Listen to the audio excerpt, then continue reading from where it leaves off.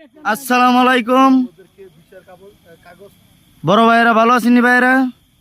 আমাদের মাঠে আজ মালয়েশিয়া, আমাদের মাঠে ওয়াজ বক্তা এসেছে আমাদের ইব্রাহিম ইব্রাহিম ইব্রাহিম বক্তা। সে বড় বক্তা, লগে তার সাথে সহকারী হিসাবে রয়েছে পারভেজ সাহেব। এখন আমাদের মাঠে বক্তা কিছু বলবে, আপনারা শুনেন। তুমি শুরু করো। আসসালামু আলাইকুম আমার ভাই এবং বন্ধুরা, আপনারা সবাই আমার ওয়াজটা মনোযোগ দিয়ে শুনবেন। আমি ওয়াজ করতেছি, যদি ভুলবাদী হয় ক্ষমা করে দিবেন।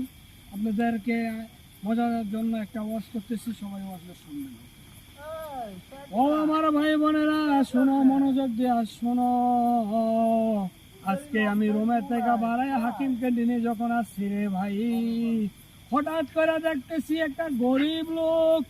ওই গরিব লোকটা আমারে বলতেছে, ভাই 10টা টাকা সাহায্য করো। আমার মনটা রে ভাই অনেক ঠান্ডায় আসতেছে।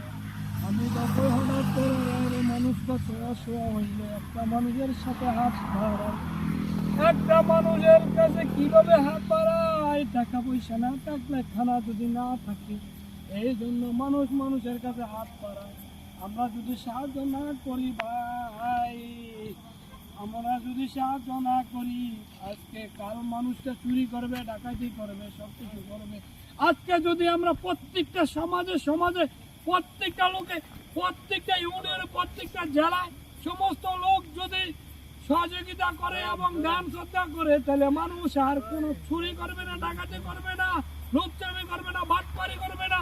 আজকে আমি সবাইকে বলে দিতে চাই, বাংলাদেশে বাংলার মতনে একটা হবে আলোড়নকারী সৃষ্টি। সাহেবের জেনারেশন সাহিত্যকে আমলিক সরকার, নাস্তিক সরকারকে, যেমন সাহিত্য সাহেবকে ওরা আন্তর্জাতিক বক্তাকে যেভাবে লাঞ্ছিত করেছে, যেভাবে মৃত্যুদণ্ডের মতো তাকে সাজাভক্ত করেছে, আজকে আমরা সবাই তাদের জন্য দোয়া কামনা করি। আমরা সাহিত্য সাহেবের জন্য সবাই দোয়া করবেন। আর এখন বর্তমানে